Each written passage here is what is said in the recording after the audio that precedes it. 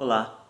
Nessa videoaula vamos refletir sobre silêncio, natureza e presença nas práticas performativas, especialmente a partir das noções de cultivo, contemplação, paisagem, ecoperformance e serviços culturais ecossistêmicos.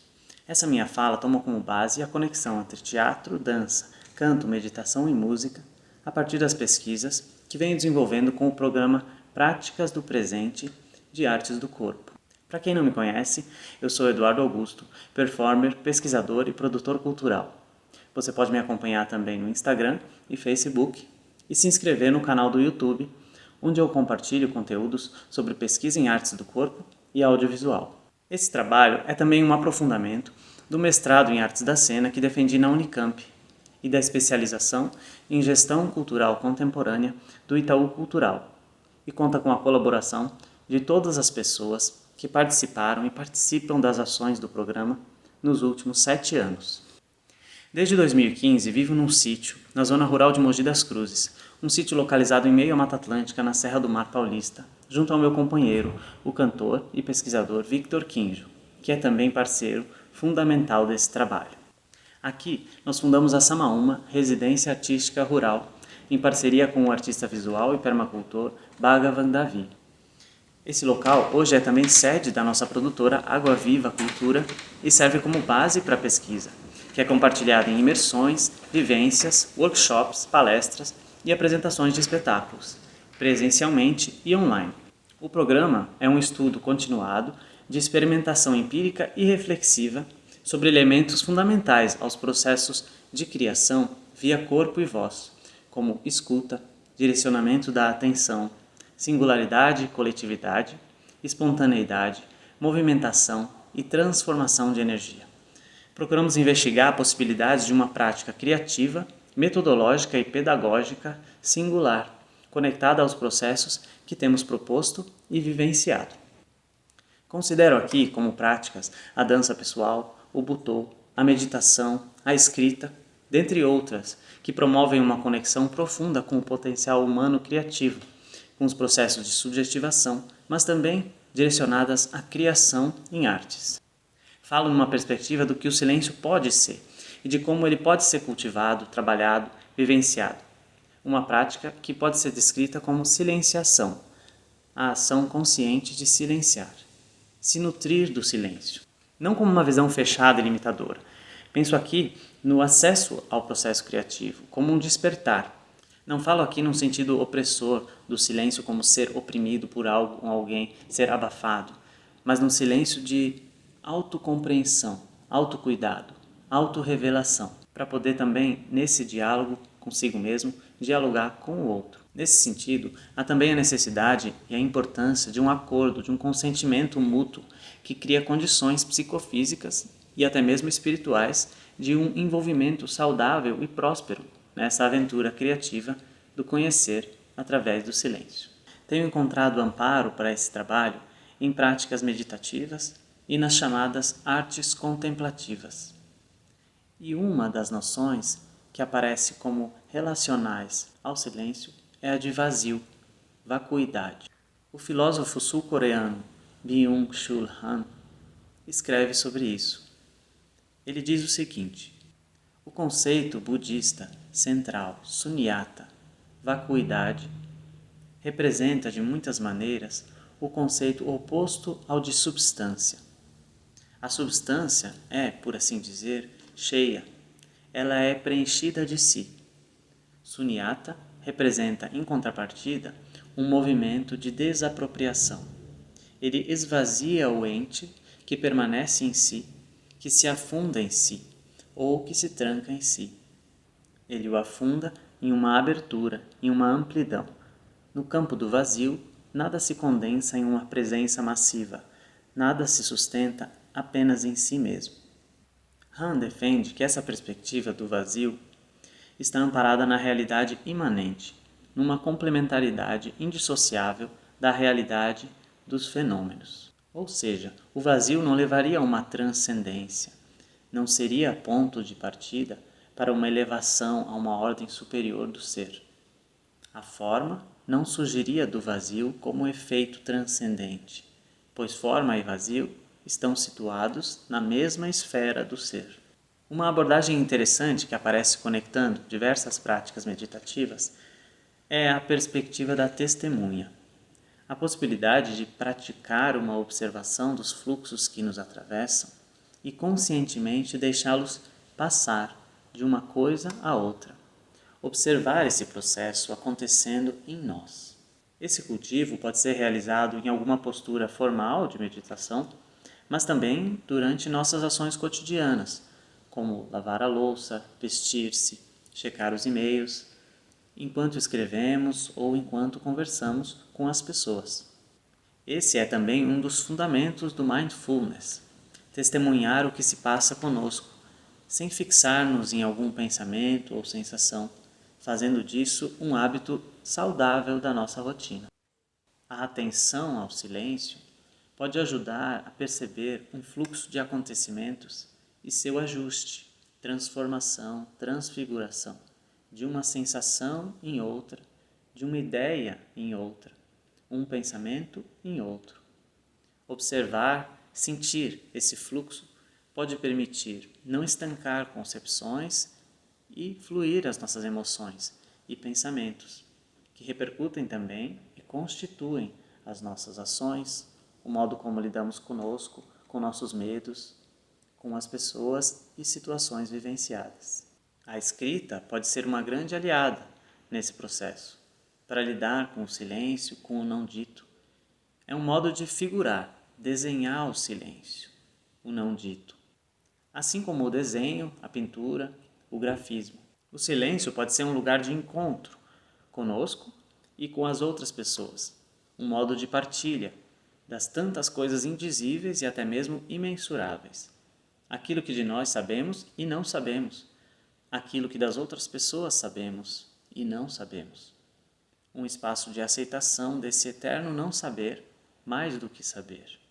Nesse sentido, trabalhar sobre o silêncio, sobre a experiência do silêncio, pode potencializar a capacidade humana de empatia, de uma aprendizagem pelo sensível, não dito, pela escuta e respeito ao que está para além de si.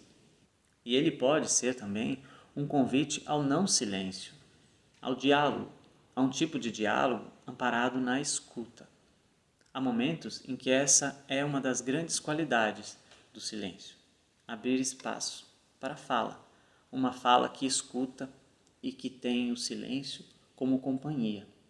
A observação cotidiana dos fenômenos da natureza também estimula essa percepção na relação entre corpo e natureza. E tenho dedicado especial atenção aos estudos sobre a paisagem. A reflexão sobre paisagem está presente na geografia e ciências ambientais, até a filosofia, as artes, história, sociologia e política. Nesse horizonte interdisciplinar de possibilidades, uma abordagem transdisciplinar pode ampliar a compreensão sobre a complexidade das relações do humano com o ambiente e o viver em sociedade. No campo artístico, a paisagem deu historicamente fundamento a criações principalmente na literatura e nas artes visuais, especialmente na pintura e a partir dos anos 60, nas propostas da Land Art. Segundo Patrice Pavie, foi a partir dos anos 80 que ela passou a ser também incorporada às práticas da performance art e da dramaturgia, como uma categoria de experimentação na abordagem de textos, obras plásticas e criações. A pesquisadora Maria Amélia Bulhões considera que o trabalho com a paisagem como fonte de estímulo à criação tende a uma valorização da relação do artista com o território, promovendo até mesmo o redimensionamento do contexto e das relações nele estabelecidas, considerando que a especificidade do olhar do artista provoca alterações ao que o olhar do espectador lança sobre ela. A temática dos territórios e paisagens vem sendo pouco a pouco também abordada pelos estudos teatrais. A professora e pesquisadora Silvana Garcia analisa projetos contemporâneos de companhias teatrais que vêm se desenvolvendo como modos de intervenção no território urbano, dialogando com a visualidade das cidades, interferindo nas relações da população com seu espaço e propondo novos sentidos para a mesma. E o encenador e pesquisador Francis Wilker, em sua tese de doutorado, analisa que, apesar das variadas experimentações entre teatro e a cidade, as artes da cena interessadas nos fluxos das cidades não parecem figurar em muitos dos estudos sobre a paisagem.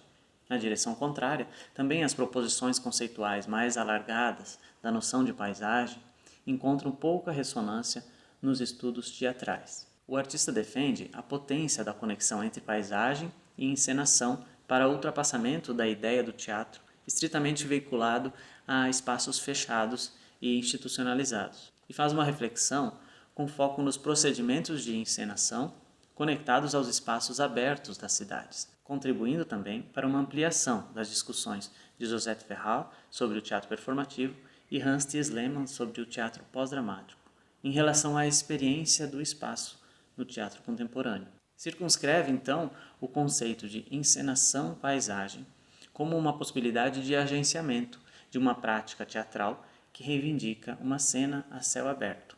Essa qualidade sensível da experiência da paisagem pressupõe, então, um tipo distinto de aproximação do espaço que permita a criação de um elo singular que se faça na interação entre o observador e a parte do mundo observada. Nesse sentido, percebemos possibilidade de um aprofundamento entre a problematização da paisagem como experiência multifacetada e os chamados estudos da presença, a partir das reflexões de Hans Ulrich Gumbreft e Gilberto Ickley, conectados também a uma revisão que vem sendo feita da ação do corpo em performance, no teatro e na performance art. Algumas perguntas parecem fazer sentido aqui. Em que medida a prática artística do performer pode ser trabalhada como mediadora das relações com a paisagem, como modo de reinvenção, de recriação de paisagens? Quais conexões podemos verificar entre o léxico transdisciplinar dos estudos da paisagem e o trabalho do performer na contemporaneidade? Existem aspectos específicos do trabalho do e da performer inserido numa cena que tem como horizonte a paisagem? Quais as singularidades desses processos performativos? E como podemos elucidar esses aspectos na perspectiva de uma pedagogia das artes performativas? Nesse contexto dos estudos da paisagem e das práticas criativas de performers, nos interessamos pelas noções de cultivo e contemplação. O professor e pesquisador Cassiano Quilice abre perspectivas interessantes sobre essas relações em seu livro O Ator-Performer e as Poéticas da Transformação de Si. Ele fala da crescente influência cultural dos saberes e práticas do budismo nas investigações de artistas do Ocidente, bem como de um redimensionamento dos modos de fazer e criar causados por essa troca intercultural. E discute as questões a partir dos estudos do filósofo japonês Yasuo Yuasa sobre Shugyo, conceito originário das tradições contemplativas orientais, especialmente do Zen budismo, que pode ser traduzido como cultivo. Quilice argumenta que as práticas contemplativas na tradição budista visam a uma experiência da realidade menos mediada pela atividade conceitual e reflexiva, não em detrimento destas, mas com o potencial de cultivar uma arte da atenção e da concentração capaz de flagrar o surgimento e desaparecimento dos fenômenos psicofísicos sem reagir automaticamente a eles. Nesse contexto, a noção de cultivo designa uma complexa articulação de práticas e conhecimentos, tendo como propósito o florescimento de um estado desperto da mente, corpo, libertos dos automatismos e reatividades que caracterizariam a consciência ignorante dos seus próprios processos. Essa perspectiva se conecta a abordagens contemporâneas dos processos de formação e treinamento de performers que implicam numa busca pela não dissociação da relação arte-vida, valorizando um trabalho artístico que também desencadeia movimentações, modificações existenciais significativas, explorando também suas potencialidades políticas. Como diz a performer e pesquisadora Eleonora Fabião, se o performer evidencia corpo, é para tornar evidente o corpo-mundo. A abordagem das chamadas artes contemplativas toma a contemplação numa perspectiva da integralidade, de uma consciência ativa receptiva, do ser e estar como parte de um todo. Semelhante à crítica reducionista da ideia de paisagem como um panorama estático e impessoal, O entendimento da contemplação aqui presente não se limita a uma experiência caracterizada por um distanciamento passivo-receptivo. Contemplar é estar e ser contemplado, inserido, imbricado, em contexto e é estar na paisagem. Contemplar é então um chamado a uma integralidade possível, um processo de mediação, corpo-paisagem. Integralidade essa que é plena em sua multiplicidade de formas vivas, como bem nos fala o pensador indígena Ailton Krenak. Devíamos admitir a natureza como uma imensa multidão de formas, incluindo cada pedaço de nós que somos parte de tudo, 70% água e um monte de outros materiais que nos compõem. Procuramos experimentar essa perspectiva na criação dos 3 vídeos da série de performances Visitação, Jornada à Natureza de Si Mesmo. No segundo vídeo da série, numa ação realizada na represa do rio Jundiaí, localizada entre os distritos de Itaiaçupeba e Biritibuçu, aqui na zona rural de Mogi das Cruzes, propomos, através do mover do corpo e da utilização de um pedaço seco de bambu, contornos de uma figura performativa em relação à água e à paisagem. O corpo que contempla a paisagem deixa em evidência não a própria ação, mas o movimento da paisagem, preenchida de águas, céu, silêncio, solidão e pássaros. A performance coloca em evidência a casa, o oikos, por meio da dança, uma prática de contemplação. Dialoga nesse sentido com as proposições da coreógrafa Maura Baiocchi sobre eco-performance, em que o ambiente e o corpo são dimensões indissociáveis na criação performativa, considerando o ambiente como um jogo vivo de presenças e forças. O termo eco-performance surge nas artes performativas brasileiras entre 2009 e 2010, cunhado por Bauroch junto à sua companhia Taan Teatro, pesquisando relações entre corpo, ancestralidade e ambiente. As eco-performances podem acontecer em quaisquer ambientes, rurais e urbanos, e podem, entre outras possibilidades, problematizar e reafirmar interconexões humano-ambiente. Podem também contribuir para aumentar consciência sobre os perigosos impactos de ações humanas e tornar esse veículo de denúncia política. O performer, então, não é o agente central, mas um dos componentes dessa paisagem viva.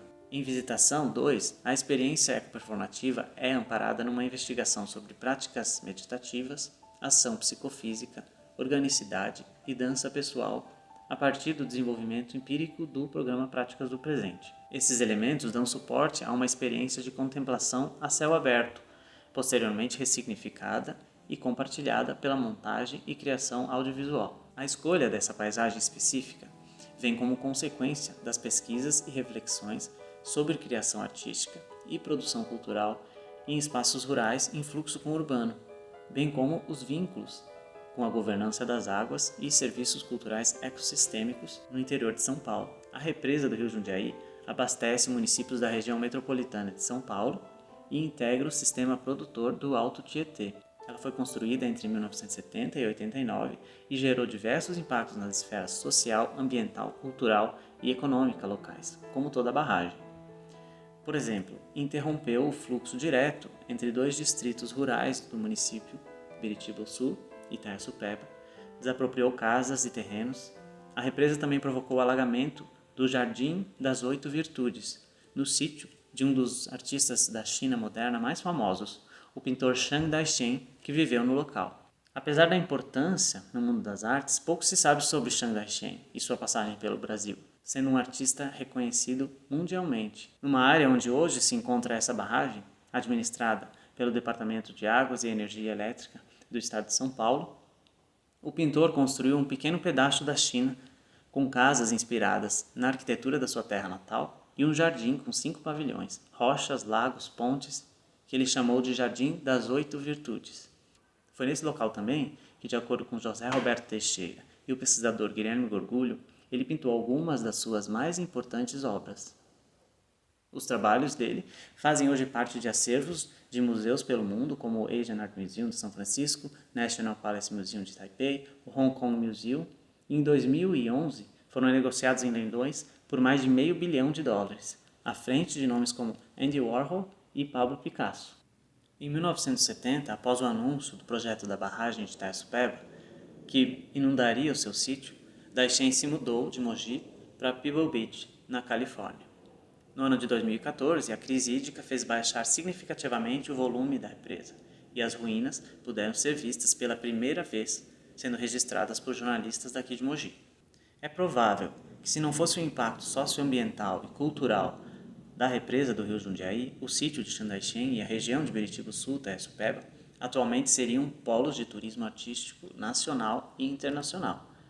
Mas o prejuízo econômico da degradação desse serviço cultural ecossistêmico é também tragicamente desconhecido. Na performance Visitação número 2, um sentido de ausência e invisibilidade, alagamento e imensidão aparecem como contrapontos entre a presença do corpo, a música e a paisagem da represa. Para a criação desse trabalho, consideramos a relevância da criação de novas narrativas sobre o território, configurando uma proposição poética a partir da experimentação do corpo na paisagem em questão, pesquisas históricas, culturais e socioambientais.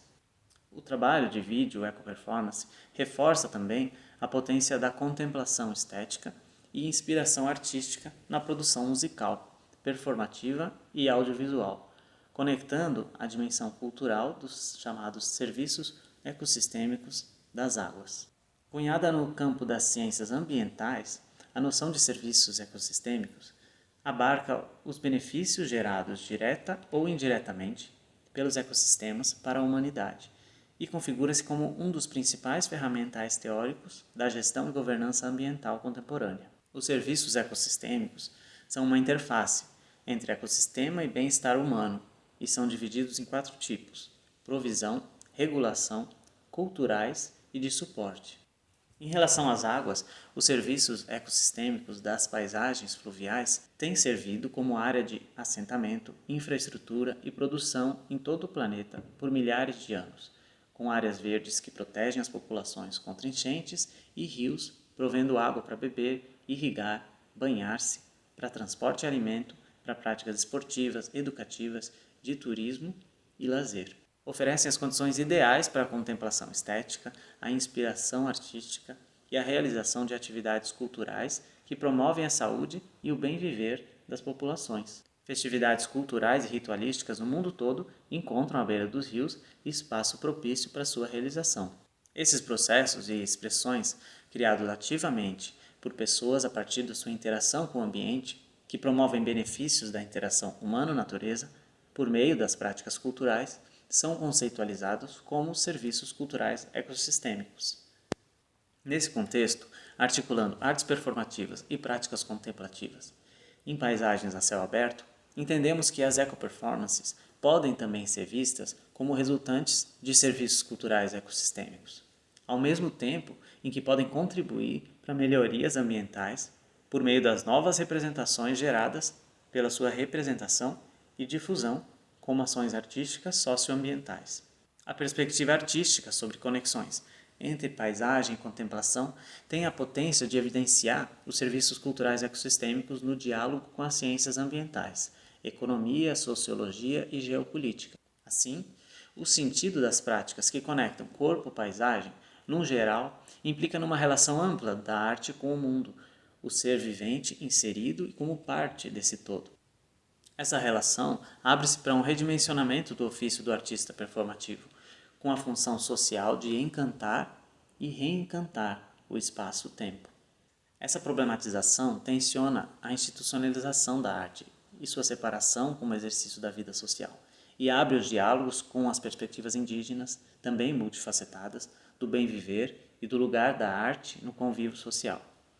Pois, como escreve Ailton Krenak, quando despersonalizamos o rio, a montanha, quando tiramos deles os seus sentidos, considerando que isso é atribuído exclusivo dos humanos, nós liberamos esses lugares para que se tornem resíduos da atividade industrial e extrativista, do nosso divórcio das integrações e interações com a nossa mãe, a terra. Resulta que ela está nos deixando órfãos, não só aos que, diferentes gradações, são chamados de índios, indígenas ou povos indígenas, mas a todos. Concluímos, assim, a partir dessas primeiras reflexões, que as práticas ancoradas numa perspectiva de conexão com a paisagem e uma experiência contemplativa multifacetada, a exemplo da ecoperformance, podem oferecer, através do cultivo da presença do performer e das proposições artísticas delas resultantes, contribuições interessantes para um redimensionamento do potencial humano de viver e cuidar do cultivo de si e do planeta. Agradeço muito sua atenção e espero que em breve possamos nos encontrar novamente, presencialmente também. Deixe seu comentário, compartilhe e indique esse conteúdo para quem mais pode se interessar. A produção dessa videoaula e a oportunidade dessa partilha da pesquisa conta com o apoio do Programa de Ação Cultural do Estado de São Paulo, PROAC. Obrigado.